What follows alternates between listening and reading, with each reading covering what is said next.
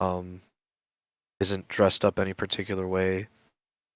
And yeah, is just walking the streets behind these dudes, looking not only out of place as a foreigner, but out of place with the group that she's with.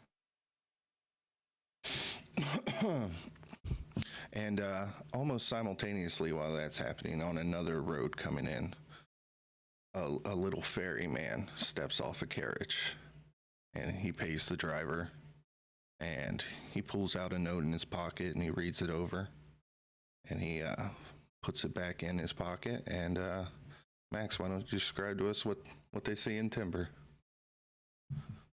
Yeah, so Timber, when he got down from the carriage, he kind of had to unfold his wings. The carriage was high enough. It was a human carriage, right? So he had to kind of unfold his wings, kind of float down. Gets to the ground, looks around, a little bit of a grimace on his face, kind of spits on the ground, but it quickly passes. And he is wearing, so I'll just, very white, almost like alabaster ivory white, longish black hair, purple eyes. The one most striking thing about him, well, there's two very striking things. Number one, he's about 2'8". He is incredibly short. Weighs about 30 pounds. The other thing that is different than most fairies is where most fairies have like insectile type wings. His are more like a swallow's wings. He's wearing a pretty nondescript robe, just dark colors. He has a big pocket on the front. It looks like there's just random leaves kind of sticking out of the top of the pocket. He reaches down and he kind of pats the pocket real quick and he's like, all right, here we go. And he just kind of starts walking into town, folds the note back up that he read and goes, well, I don't really know where to start, so I'll probably just head to the closest tavern I can find and we'll work from there. Absolutely. And in that tavern, sitting at the bar, haggling over a couple rabbits that have just been killed this afternoon, we find a wood elf ranger arguing with one Logan Sertain over the price of these rabbits. He looks at you, Thrandil, and he goes, 5 copper is all I'm gonna do. Logan, these rabbits, I've been hunting them all morning. What for that? At least 6. Make a persuasion check for me.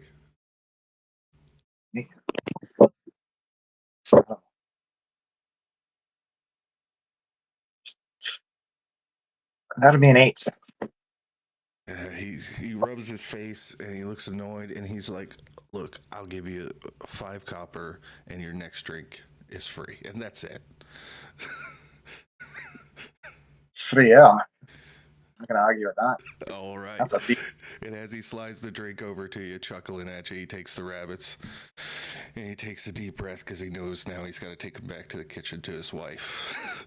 And he just looks disheartened instantly. And as he steps away to deliver that, tell us what we see. Describe yourself. Before you go, Logan, did you get the order in? The pipeweed. He looks over his shoulder. But not here. She'll kill us both. Come on, I've been waiting for it for weeks. I can smell the cherry from here. All right, fine. Get back to her. Then sitting at the bar, you guys, or any onlookers would notice, kind of a lanky-looking wood elf with pale skin. He's wearing kind of like a green tunic and kind of like a long sleeve white undershirt, kind of rolled up and kind of wrapped around his biceps, and look pretty plain looking for an elf. Pale skin, but kind of tanned by the sun, and he has like middle of his back, ashen blonde hair, and couple scars here and there, but pretty much just like a normal looking guy. Just looks like a regular old hunter, or just another tradesman. Nothing too special. He's just sitting at the bar, kind of talking with his old friend.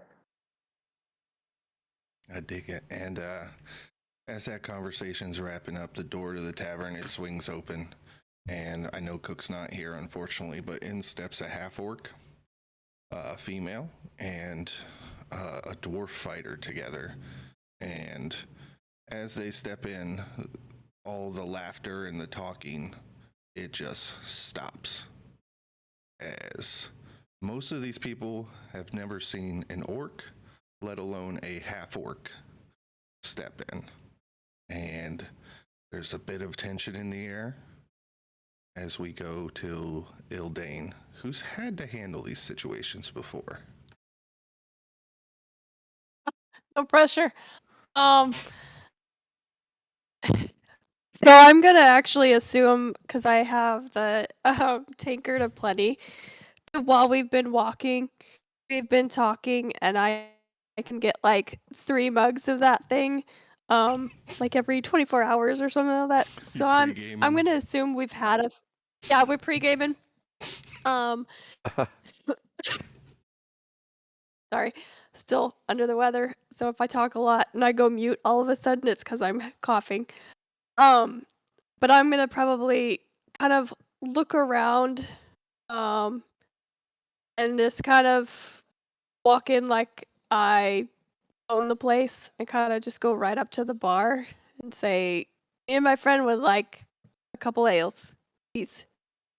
So Logan's come back from getting a berating from his wife at this point. He's standing behind the bar. And he's kind of frozen.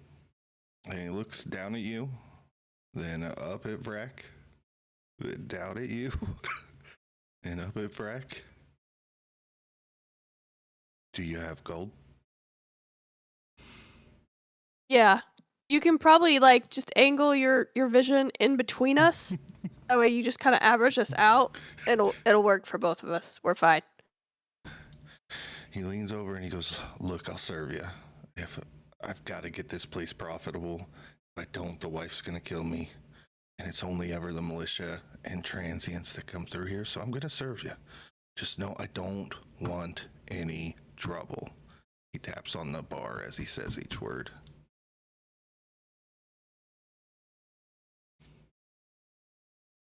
Well, I can promise that I will not cause the trouble. But your guests seem to be a little taken back. I will defend myself, but I won't start nothing. Hey. These are nice townsfolk. We haven't had a fight in here in like, what's it been, Thrandil, a month? At least. We're not just good folk. No fighting here. Oh, thank Sorry, God. and Quiet bar. He goes back to the kegs and he draws 2 drafts of beer and he brings them out. He sets them down and tells you that, that'll be 8 copper. We'll give him 10 copper. Thank you kindly. Keep paying like that. We won't have any problems at all. And he seems to lighten up a little bit, and the rest of the crowd seeing Logan serve you guys and kind of lighten up kind of eases the tension a bit in the room, and people start slowly going back to their conversations. And this is the point when a Dragonborn walks in. She's got a lyre in her hands that she's kind of plucking at. And not many people here have seen a Dragonborn either, but after a half-orc walks in, it's probably not as exciting to them. So, Winter, do you want to describe what they see as you walk in? Yeah, so Winter is a gem dragonborn. So, unlike what their name suggests, they're a purple amethyst gem dragonborn with amethysts that like cover what areas aren't scaled. And she's very pretty and she wears very loose, flowy clothing. And has lots of ribbons and stuff. It's meant to like do a performance. But if you look really closely, you can see that her eyes just really aren't in it. They're harder, they're like emotionless. her scales seem almost to be like jagged and sharp when you look closely. And if she smiles and you look really close, teeth seem to be a little bit sharper than they should be. It's kind of like she's herself behind pretty things. And as she walks, it's very much a casual, don't notice me walk. She plays the lyre to kind of draw attention to the music she's making rather than the fact that she's studying the tavern to see where the exits are, how many people there are, where everyone is.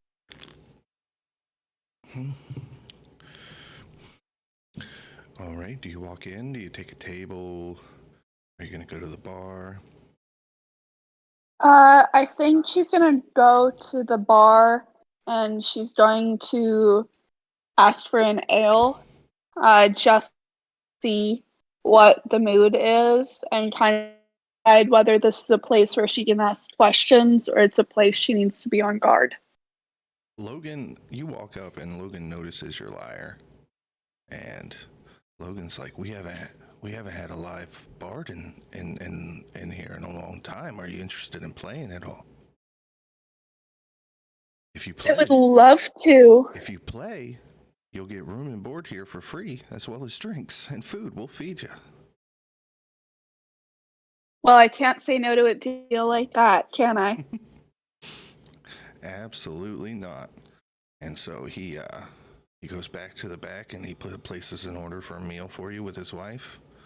And he comes back and he gets you your ale and he serves it across the bar to you. And he goes, whenever you're ready, there's no rush. The farms haven't let off yet. The militia's just about to change guards, so it's going to get busy in here in about an hour or so you can take your time to prepare. Thank you, you're very kind. And then she takes her ale and she kind of steps off to the side a little bit. She doesn't really engage with anyone else. Like if someone were to come up, she'd talk to them, but she's not looking for like more conversation right now. So she's just kind of standing there with her drink and fiddling with the lute, kind of trying to figure out what song she should play. All right, and we're going to say at this time it's Mordella, you and your band get here. And Thrandil, Okay. you've been watching the door swing as each of these people comes in, and you're just sitting there jovial, but you feel a little knot in your stomach as this new group comes in, and you see Captain Blackthorn amongst them. I'm gonna take a big swig of my my ale, and I'm gonna tap on the bar in a way that Logan would know. Okay. Get him out of here, man. Come on. Not good. Good. A month, Thrandil. It's been a month. What now? It's not good. Hey, I gotta go. We go with the ale, like it's all paid for. Oh, so do I need to kick him out, Thrandil? Because you're like the best paying customer I've got here. I don't want you to go. This isn't something. Okay. This guy is man. Yeah, you don't want him in here. So Logan, he's like, I'll try and handle this. If you got to sneak out the back, you know the way. So he. Hey, be careful. Seriously. He's kind of taken aback because he hasn't seen you look this serious in quite some time. And just don't do anything. Okay. Just keep your head down. And Logan makes his way up Mordella to you and your group.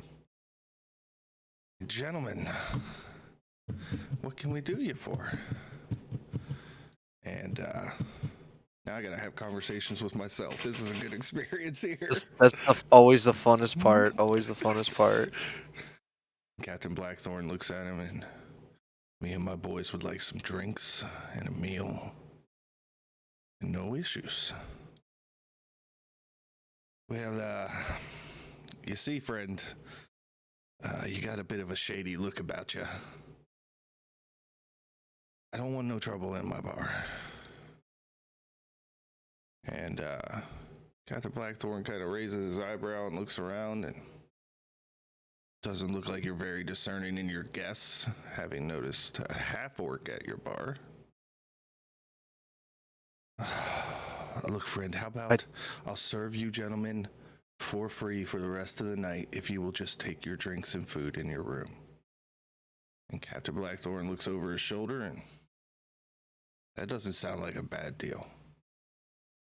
And they immediately take a right and go upstairs, and Logan's going to serve them their food and drinks upstairs. And Mordella, after hearing about free drinks and food, he did not even acknowledge you. He just went up to the room and he left you standing there in the doorway.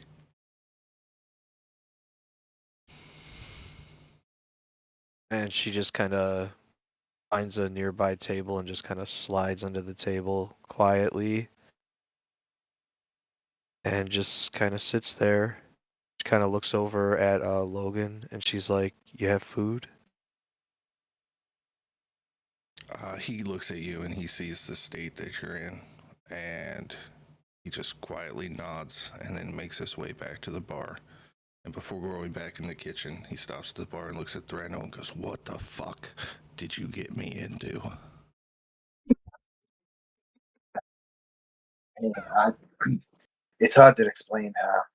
Hey, listen, just put their tab on me for the rest of the night, right? But I know this guy from back in the day, if you know what I mean. He's not good people.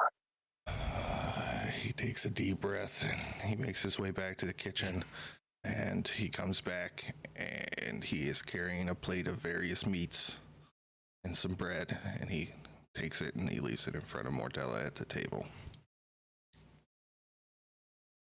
See her at first kind of like pick at it slowly and like try to, not devour the food, but she hasn't eaten a good meal in a while, so it doesn't take long before she kind of starts eating like a bit of a slob. She's like licking her fingers, taking every bit of meat off the bone, sucking out marrow if it's available, like, and pretty much just cleans off the entire plate. Just wipes her hands off with a little cloth and stuff like that, and fumbles around and gets out this coin purse. Oh, go ahead. Logan will approach and he'll ask you if you want more and if you need a drink and what you would like to drink. She just shakes her head no. She just says how much. Oh, no. It's handled. The bill's paid, and he points his thumb towards Thrandil. She like quickly darts her eyes at Thrandil, but then quickly looks back down at the table. She goes, "I brought my own drink," and she sets down this clay cup and pulls out this decanter and just pours some water into it. Just puts it back in her pack, and she's like, "It's only water." Yeah, I'm not going to fault you for drinking what you want. But if you need anything else, I'll be behind the bar. And he makes his way back. And it's at this point that our little fairy... Do you walk in or do you fly in, Max?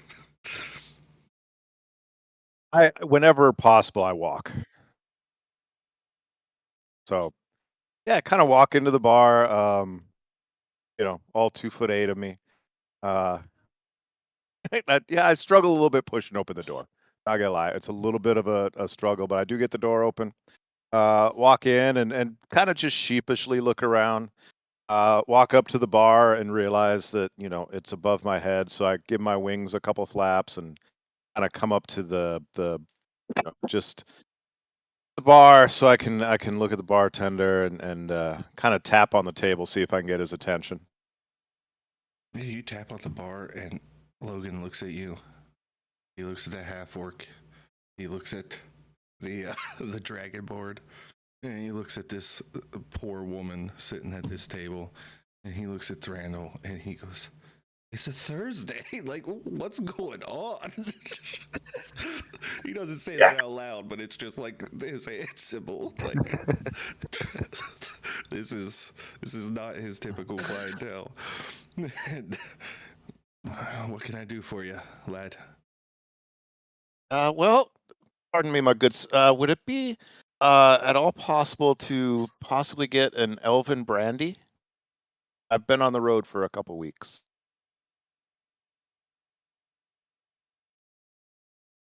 I've got brandy.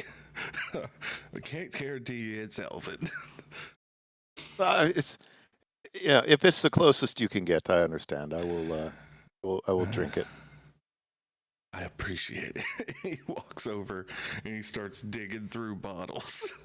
And he pulls out, he blows the dust off of it and shrugs, and he pulls out a glass, and then he's like, oh, no, it's not fancy enough. And he goes digging for a nicer cup, and he kind of wipes it down with a rag where you can't see, and then he pours it and brings it back to you and sets it down, and he tells you that'll be 2 silver. Okay. Yes, 2 silver, of course. Thank you so much. And he Make an he insight hands over the check 2 for silver. me there, Max. Yeah, let's do an insight. I love it. Ooh, not bad. That's we'll call that a dirty 20 to start it off.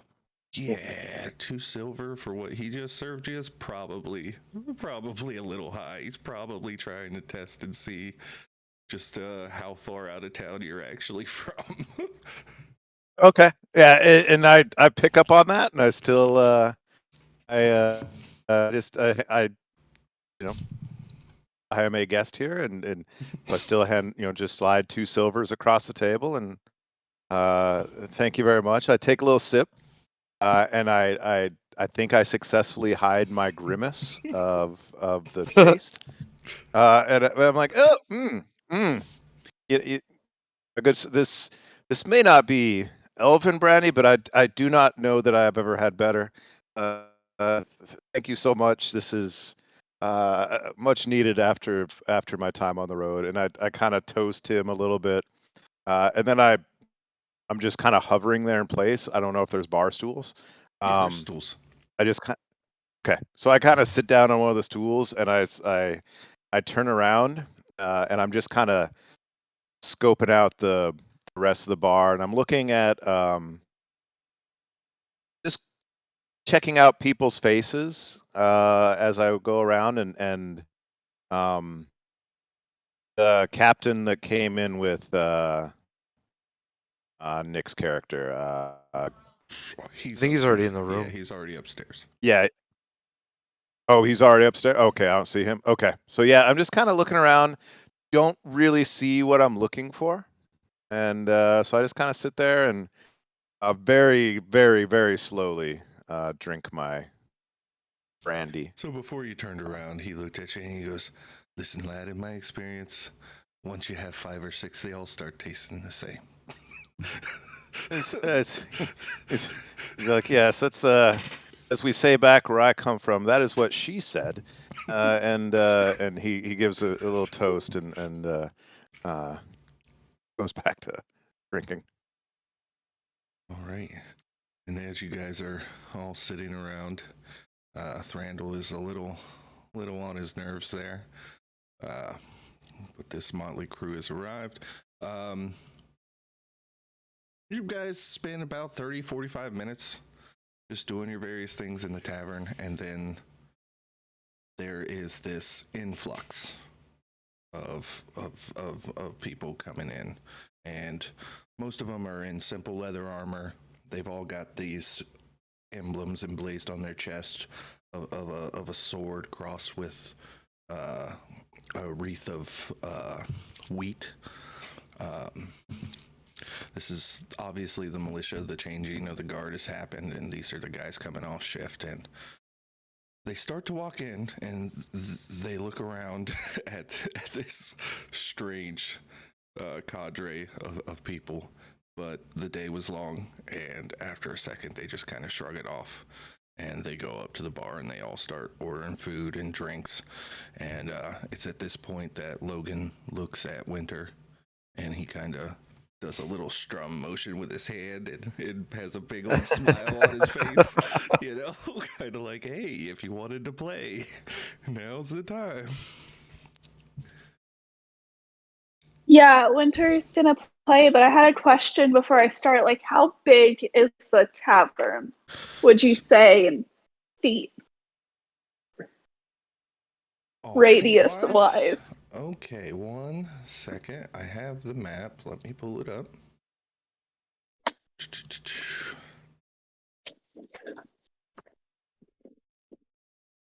So I got 55 by.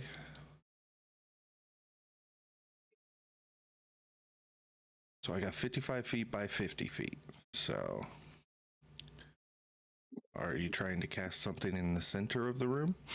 Because if it has a 30-foot radius, that would get everybody. Yeah. It doesn't. It has a 20-foot radius, but I was gonna leave the space by the door kind of free. So she starts to play, and as she's playing, she's kind of working her way to where she sees the most people that seem kind of stressed out or like nervous. And as she plays, she casts calm emotions over the room. So everyone has to make a charisma saving throw. And if they fail, of which they can choose to fail if they wish, it suppresses any effect causing a target to be charmed, frightened, or stressed. So she's like kind of doing this calming aura throughout the room as she plays. It's kind of like a special effect. All right, so the guards get a +0 to charisma, and they rolled a 12. So This is a person who's never set foot in a bar. Calming ain't what we're here for, hon. Oh, the spell save DC is 14, so they all fail. So little less stressed as they get off their shift. Mordella is also drawn to the music. She kind of gets up from her table and she goes and leans against a post in the bar, a little bit closer to the bard, but not super close just yet. But she's also taken to now staring at Winter. Winter gives her a slight smile, not enough of a smile to show the fact of how sharp her teeth is, but just a smile that kind of says, I'm here for you. But then Winter's eyes kind of catch on the slight, like, view of the collar, like, around her throat, and just for a second, eyes, like, darken before she's back to this mask of, like, happy bard in a tavern. You know, while you're doing that, why don't you make a performance check for me?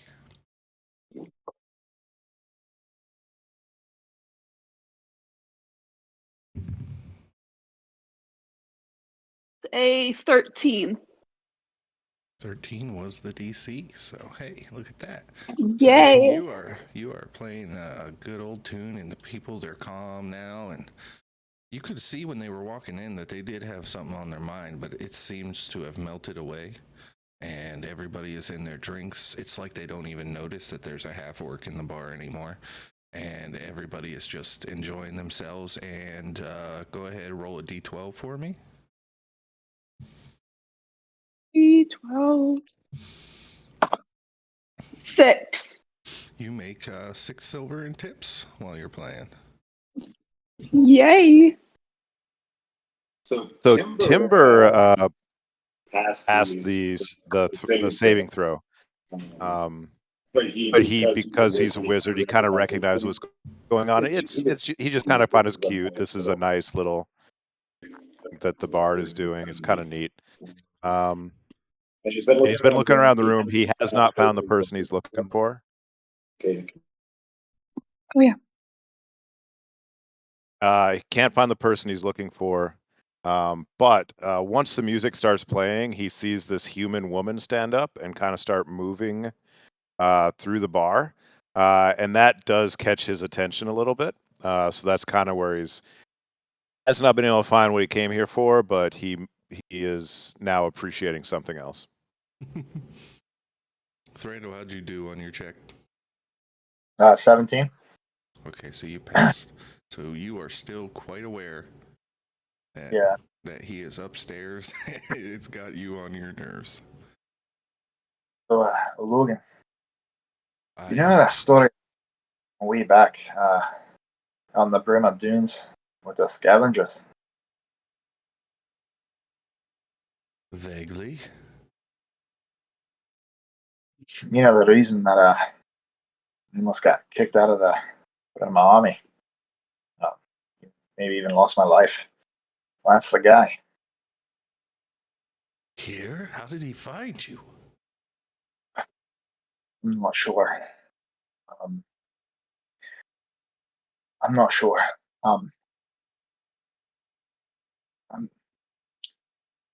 Much to think about.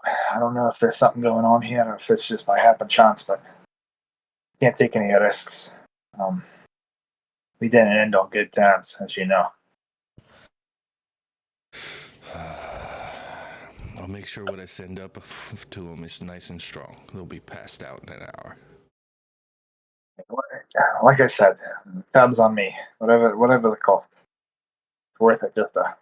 It's no problem. No. With the changing of the guard, there are now barmaids in here. He brings them in for the evening shift because that's when it picks up. During the day, he's just running it by himself, trying to save every copper he can because, as the name suggests, this is Logan's last chance. Also, there is a map and a 3D view of the tavern in maps and locations, if you guys were wondering and you wanted to get kind of a lay of the land there.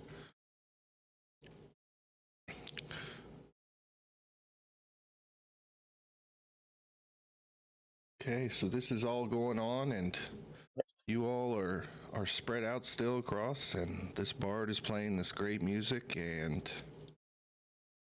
we are gonna say Ildain. Can I get a perception check from you? Actually, how'd you do on the calm emotion spell as well? I'm very calm. And so Or like I already have. Ildain. Oh yeah. I love that. I also have put my dice in jail already. Because my perception is Oh my goodness, dice jam ready. 6. You rolled a 6? That's a 6 with a +3 modifier. Yeah. Ooh, no, this music's just, you're into it. You're into it, so you are just focused on this bard. Trying to think. Thrandil, you're also by the bar. Go ahead and make a perception check for me, and you are not under the effects of calm emotions. Okay. That will be a 10. Okay. Yeah, well, you're scared, and yeah, you don't pick up on the conversation happening either. Timber, you said you left the bar, right? No, I stayed there. I was just kind of watching the crowd, specifically this young human woman that, but not in a creepy way. It sounds like it's in a creepy way. It's not a creepy way. I All decided. right. I don't know what Timber's perception is, but you're the last chance to overhear this conversation. Moan Timber. That is a big old fat nat 1. So, yeah. The DM gets to keep secrets. Where I were do, these I dice do. during your campaign? Yeah, no shit. No, he was rolling like that when he was running the campaign too. Yeah, but y'all weren't. Yeah, but I wasn't. Yeah, so there you go. Winter, how long do you perform for?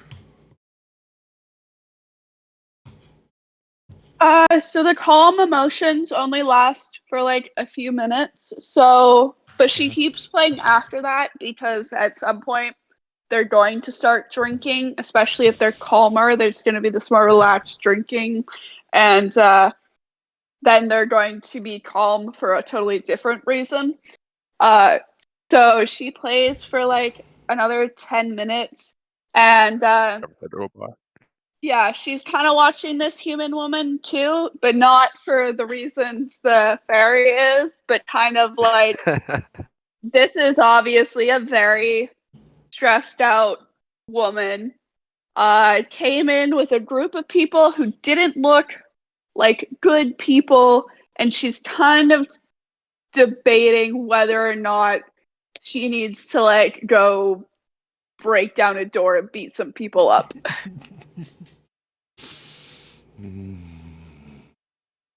I am gonna say Didn't we that make over the her course watch of that one that movie? playing. Oh, sorry. Go ahead. Sorry, I was didn't we watch that movie with Patrick Swayze? Where he was at the bar and he was like a Oh, Roadhouse? Yeah, I was Didn't saying, we you talking watch about Roadhouse? Roadhouse? Like that Have you movie? not seen these movies? That's what a Okay, sorry. We're gonna have to educate her over the weekend. But yeah, Mordella does move ever closer to Winter as she's playing. Seemingly calmed somewhat by the music, but also seemingly very interested in Winter herself.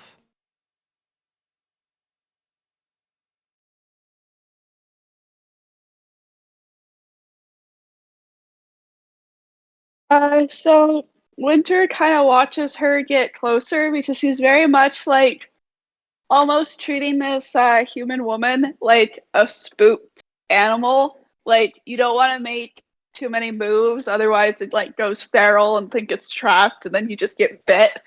So she's very much like smiling, giving off this like as much of a non-threatening vibe as a part dragon thing can. As she plays her music and kind of just she wants Morella to kind of like engage her in conversation. She doesn't want to make the first move because she doesn't want to accidentally scare this woman who seems very stressed.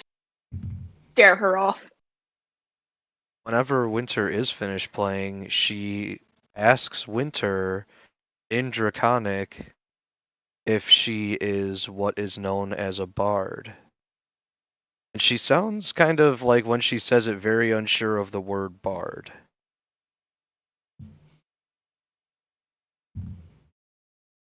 So Winter replies back in Draconic. I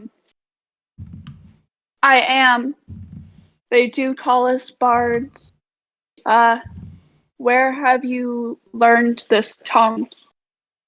She tosses down a silver to your pile, and she says, "This is the ancient language of magic, or so I was taught by my people." Many claim that this tongue is, as one who has spoken it since birth, I don't know the truth of its tales, but it seems to give me magic. So, She throws down another silver piece, and she says, "Have you ever heard a tale of a mirror?" of a mirror. No. Not any mirror, a very special mirror. I think you would know if you knew what I was talking about. I have heard. Make a history check for me, Winter. Ooh. I have proficiency in that one. Bardic lore. Nat 20. I think with a nat 20 and the way you've been studying, I think in the back of your head, you're thinking that this is a witch. You've heard of witches. You've never actually met one in person. But being as you think this is a witch and one in a bad situation, and she's asking about a mirror, you think that she's talking about the Veilthorn mirror, which is a ancient artifact of the god Lyra, the goddess of the moon. And this mirror is, in legend and lore, believed to stop the transformation of witches into hags, and may even, though it's never been proven, be able to turn hags back into witches.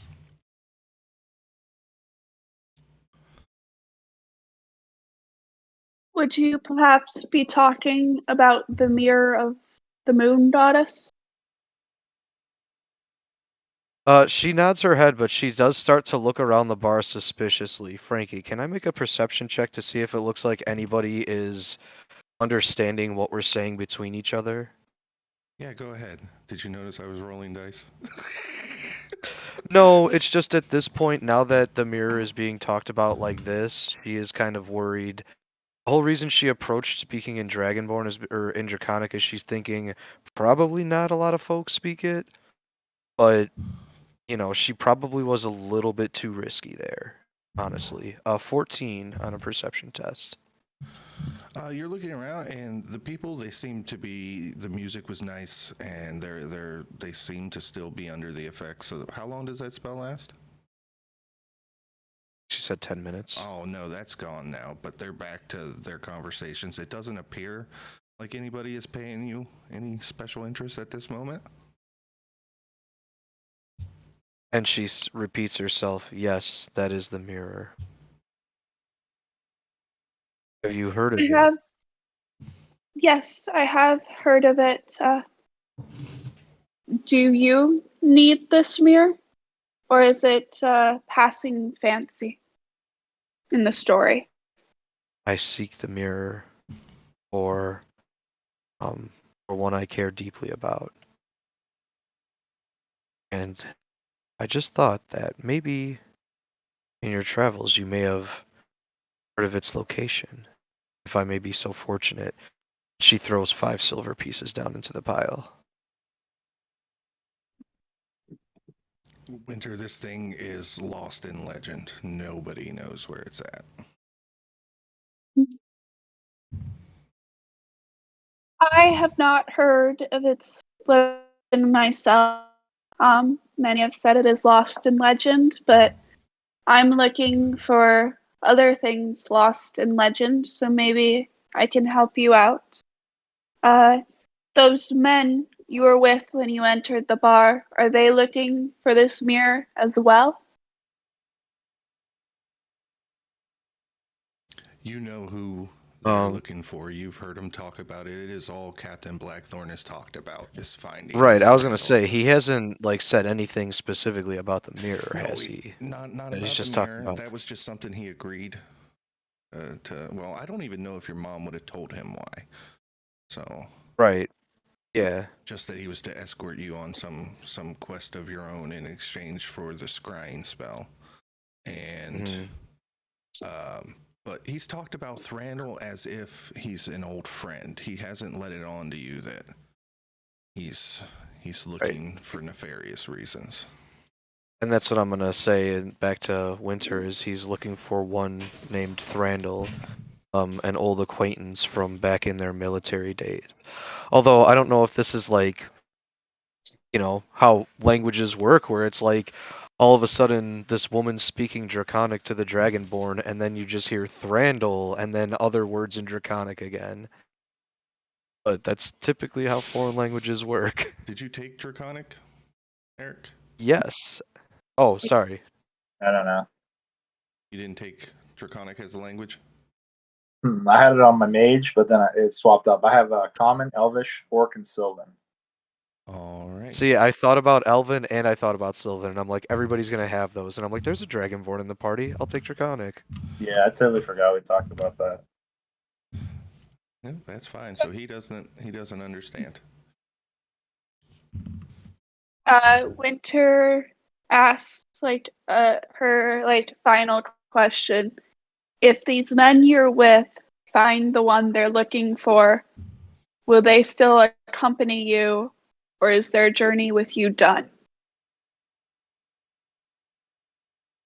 She says back, I fear that they're no longer accompanying me, and I am now accompanying them. And she lightly taps the collar on her neck.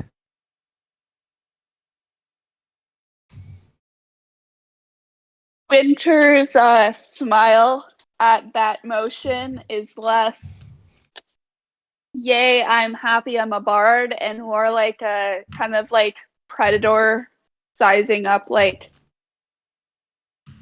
sizing up to go hunting. Like, this is a very much like her mood shifted at the reminder that there's a possibility you're your own free will. And so she asked with this smile that with teeth that almost looked like a shark's rather than a dragon, if you wish to leave these men behind, are you able to? She says, it's complicated. I made a pact, and I need the mirror, and they're to help me reach it. I don't think I can reach it alone. However, I worry that we're not on the path to the mirror. I worry we're on whatever path that the one that calls himself Blackthorn is satisfied with. And in the past, when I've tried to speak up against him, he's been quick to use violence to silence me. And so far, you're about the kindest person I've come across.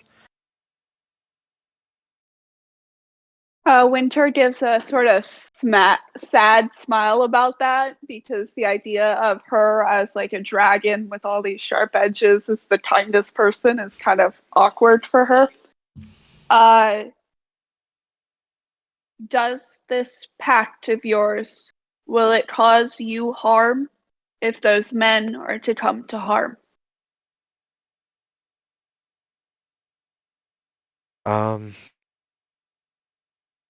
Make an Arcana I don't check for believe me so. real quick, Nick. But I don't know. Arcana. I don't think I'm proficient. Give me a moment. 17 total. You have a feeling that this necklace, this collar, there's something more to it than just blocking your detection from your coven.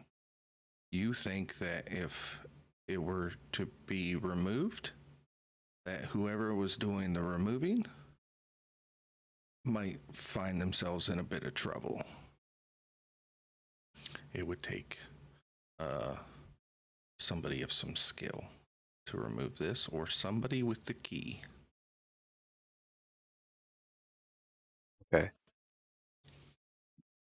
Sorry, Kaden, what was your question again? I got a bit sidetracked there.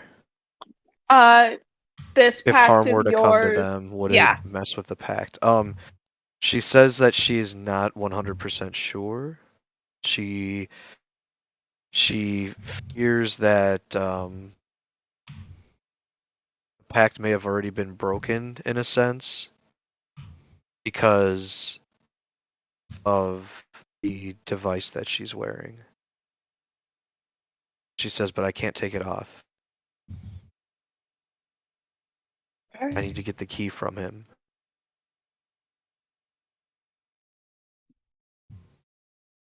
What will fulfill your side of the pact for him to give you the key? He won't. He's cruel. She said she kind of looks around and is kind of like just starting to feel uncomfortable, and she says, "Can we move to a more private table?" The private room, if you would prefer that over the table. She like sighs relief and she's like, "Please. Otherwise I'm stuck with them." Winter taps the table to get the bartender's attention to ask for the key, because she has fulfilled her side of the bargain. She did play for his people. So. Oh, yeah, yes, of course. And he reaches down behind the bar to a little pegboard, and he pulls off a key, and he slides it across the bar to you, and he tells you that you're in room 6 upstairs. Winter picks up the key, and she hands it to Mordella and is like, how would you be most comfortable with this? With me behind you, or... You lead. I'll follow. So Winter takes one last look of the bar like cataloging the people. She takes a long glance at the man she saw stressing out with the bartender when the group of men came in, trying to judge his actions, his reactions to what's going on around. Because obviously he's got something to do with it. Yeah. Thondrill's just kind of sitting there at the bar, just drinking his ale, and it's kind of looking straight forward, just kind of like focusing on Logan. So, kind of feeling a lot of pressure, all these like strange people in here, and then seeing his old friend, it's kind of really put him on edge. He's thinking about bailing, but he's kind of hanging around just to see what happens.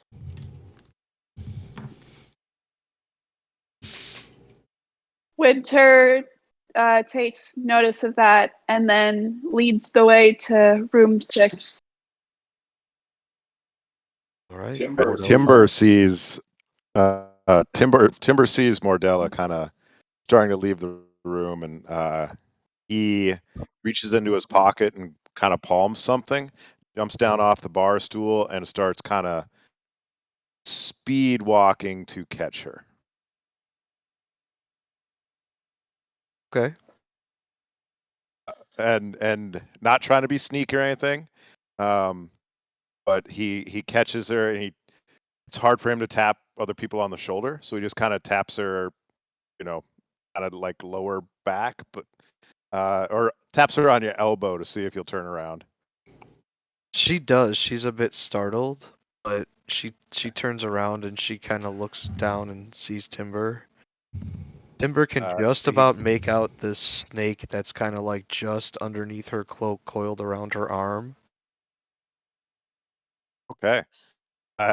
He's taken aback a little bit by it, but not a lot. And he kind of he holds out his hand and he goes, "Excuse me, miss, but I believe that you dropped this on your way out." And he opens up his hand, and in there is a seed, and he casts Druidcraft, and it blossoms into a flower. And he goes, "But I picked it up, and it is now yours if you want it." Her hand like goes to her mouth and she like semi smiles, but then gets like really serious again. But she does pick up the flower and she's like, "It is a beautiful flower. I will take it. Thank you." What was your name? I am Timber Mcsunshine. Quite a cheery name. And your name, miss? My name is Mordella. It's a beautiful name, and he as you're kind of grabbing the flower, he does slightly grab your hand and like kisses the back of your hand as he gives you the flower. She just doesn't acknowledge it, but obviously realizes what happened. But she says, "Oh, okay, well, thank you, and maybe I will see you again." Yes, And he turns and accompanies Winter. Oh, okay, she'll hear you out. She'll hear you out. He was just gonna say, I certainly do hope that is true. And he turns and walks back to his spot on the bar. As you're walking back, Timber, there's just one militia man He's- looking at you, and he just kind of raises his eyebrows twice, he having watched it all. That was a neat little trick there, Timber. little man. It's a little scary, but yeah, thank you. It's I do appreciate it. And as he's walking back, he finds like a potted plant and he pours the rest of the brandy into it, and sets the empty glass back up on the bar and sits back in his stool. Just starts looking around again. Ildain, what are you doing while all this is happening? So I guess the calming wore off, and I'm probably a little into the cups. So I'm not sure how Cook's character Yes, that's would take like the guys walking in. Yeah, so I'm gonna assume like we've kind of watched this all go down in kind of like a nonchalant, just kind of like a warnings kind of thing.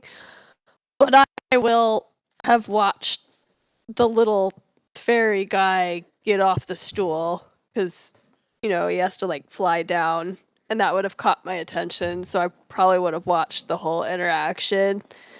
And I'm just gonna kind of lean over and be like, "So, do you have any more of those seeds? Like, is that your thing?" What do you my thing? What do you mean by my thing? You were flirting. It's like, do you do that? Do you grow flowers? That's just a cool trick. Yes, I can grow many things. I yes, I can. It is not a hard spell. It is it's an easy spell to learn. If you would like to be taught, I'm not a good teacher, but I can teach you. Oh no, I'm not a master. I saw sunflowers that were like the size of my dear friend Vraak here. But it was different. And this bar seems to be different because evidently we're the only weirdos in here. He's Timber like looks down. He's like, I do. Am I one of the weirdos? This town is mostly like elven human, right? Yeah, elven, human. There's gnomes. Those three. Yeah, but not Yeah, a whole lot okay. there's dwarves as well. There's just not a whole lot of dragonborn or fairy. Yeah. Or So half-orc. my half-orc friend here, like sister to me, but obviously there's some prejudice around here, but I don't think I've seen a dragonborn for a while, and I don't think I've ever seen a fairy. So if Huh. we're odd, pointing to like me and Vraak, you're definitely odd in here. So it's In just that case, interesting. in that case, I am very glad that I could help complete your. If I am the first fairy you've ever met, that is fantastic news, and it is awesome to meet your acquaintance. I am Timber Mcsunshine, and yeah, I am just fresh in town, and it is nice to meet you. And your name? Ildain. Ah, Fuck, I forgot my last name. Sorry, Light Branch. I also forgot to describe my character. I forgot. So I'm like 4'6". So I'm like twice his size, but not by much. But I am like extremely stocky. I have very nice like splint mail on. I'm probably better armored than the militia that just came in. Bright red hair, like you can see me from a mile away kind of hair. That I've got like kind of in a war braid. But yeah, that's pretty much my description. Oh, I'm a mountain dwarf too. But Represent. Mountain doors are awesome. so I'm probably gonna like look at him and be like, so I have some questions. okay. And he reaches into his pocket and he pulls out another seed and he looks at it and it grows into a flower that matches your hair color. Like this is one I had special for you. That's cool. So are the wings normal? Out to you. I mean, they're wings. Well, it's You see him kind of get insecure, like he kind of like, it's hard to curl around wings to hide them because they're behind you, but you can see him kind of getting insecure.